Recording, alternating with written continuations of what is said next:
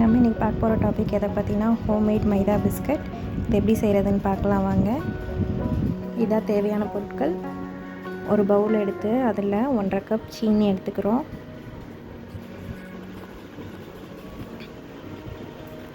அதுக்கப்புறம் சால்ட்டு, அது சும்மா ஒரு டேஸ்ட்டுக்காகத்தான் 2 பிஞ்ச் சால்ட் எடுத்திருக்கேன். அப்புறம் கீ, தேவையான அளவு கீ போட்டு வாட்ரு கொஞ்சமாக ஊற்றி பிஸ்க் வச்சு இந்த மாதிரி நல்லா மிக்ஸ் பண்ணிடுங்க.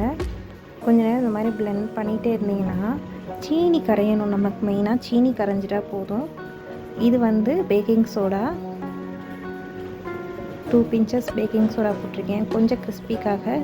இது ஸ்மெல் நல்லா வரணும் அப்படின்றதுக்காக வெனிலா எசன்ஸ் ஆட் பண்ணியிருக்கேன். இது ஆப்ஷனல் தான், வேணும்னா ஆட் பண்ணிக்கலாம், இல்லைன்னா ஒன்றும் தேவையில்லை.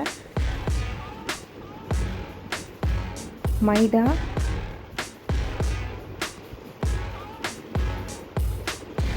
மைதா 2 கப்ஸ் ஆஃப் மைதா எடுத்திருக்கேன். நல்லா விஸ்க் வச்சு இப்படி பிளெண்ட் பண்ண மாவு நல்லா சப்பாத்தி மாவு பதத்துக்கு வரும். பாருங்கள், மைதாங்கிறனால நல்லாவே அது இந்த மாதிரி நமக்கு எவ்வளோக்கு எவ்வளோ இழுக்கிற பதத்துக்கெலாம் வரும். அது நம்ம சப்பாத்தி மாவு அளவுக்கு அதை எடுத்துக்கிறோம்.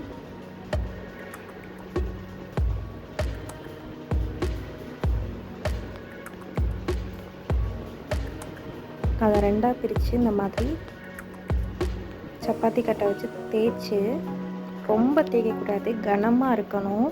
அப்படின்னா தான் பிஸ்கட் மாதிரி இருக்கும். அது சப்பாத்தி மாவு பதத்துக்கு தேய்ச்சிடக்கூடாது. நம்ம பீஸா எப்படி இருக்கும் அந்த லேயர், அந்த அளவுக்கு தேய்ச்சிக்கிட்டா போதும். தேய்ச்சிட்டு ஒரு நைஃப் எடுத்து இந்த மாதிரி நமக்கு தேவையான சைஸ்க்கு, பெருசாகவும் வேணால் பெருசாகவும் போட்டுக்கலாம். சின்னதாக பிள்ளைங்களுக்கு ஏற்ற மாதிரி சின்னதாக ஸ்நாக்ஸ் செய்யணும்னா சின்னதாகவும் சைஸில் போட்டு கட் பண்ணிக்கலாம்.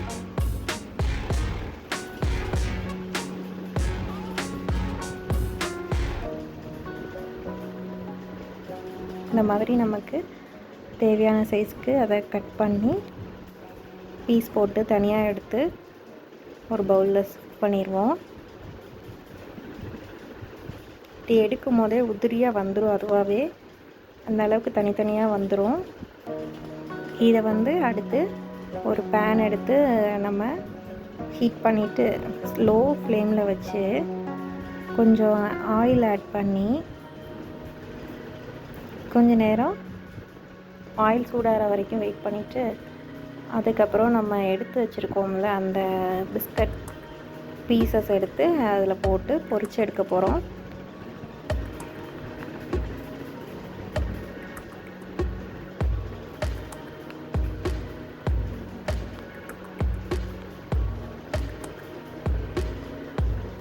ரொம்ப ஆயில் ரொம்ப கொதிக்கக்கூடாது, மீடியம் ஃப்ளேமில் இருந்தாலே போதும்.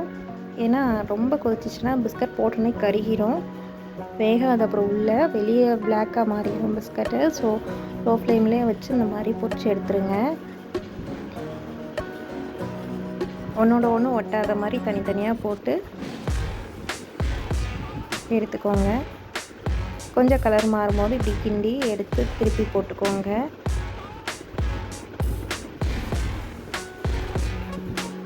அப்படின்னா ஈவனாக எல்லா சைடுமே வேகும்.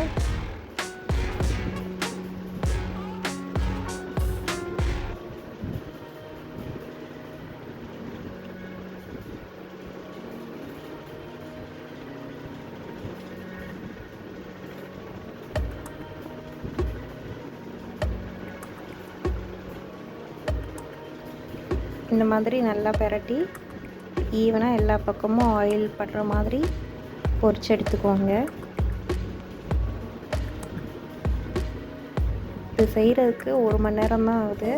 நம்ம மாவு பிசைஞ்சு ஊற வச்சு ஒரு 5 to 10 மினிட்ஸ் ஊற வச்சு எடுத்து இந்த மாதிரி போட்டாலே போதும். நல்ல கிறிஸ்பியான மைதா பிஸ்கட் ரெடி ஆயிரும். நம்ம குழந்தைங்க ஸ்கூல் போயிட்டு வரும்போது இந்த மாதிரி செஞ்சு கொடுத்தா விரும்பி சாப்பிடுவாங்க. இப்போ நான் எடுத்த அந்த 2 கப் மைதா மாவுக்கு இவ்வளோ பிஸ்கட் வந்திருக்குன்னு நீங்களே பாருங்கள். ஒரு பவுல் ஃபுல்லாக வந்திருக்கு. இது செகண்ட் பேட்ச் போட்டு எடுத்தது. இந்த ஆயில் வந்து நல்லா வடிகிற வரைக்கும் வச்சுருந்து ஒரு 5 to 10 மினிட்ஸ் ஆற விட்டுட்டு அதுக்கப்புறம் எடுங்க. எடுத்து இந்த மாதிரி கையில் இப்படி பண்ணி பார்க்கும்போது அதுவாகவே நல்லாவே நொறுங்கும். அது நம்மளே ஃபீல் பண்ண முடியும். ஒரு பவுல் நிறையா கிடச்சிருக்கு. நான் 2 கப் மாவுக்கு ஒரு பவுல் நிறையா வருது பிஸ்கட்டு. இதை ஈஸியாக நம்மளே வீட்டில் செஞ்சிடலாம். குழந்தைங்கள்லேருந்து பெரியவங்க வரைக்கும் எல்லாருக்குமே சாப்பிட்ற மாதிரி பதத்தில் தான் இருக்குது. நீங்களும் வீட்டில் ட்ரை பண்ணி பாருங்கள். தேங்க்ஸ் ஃபார் வாட்சிங்.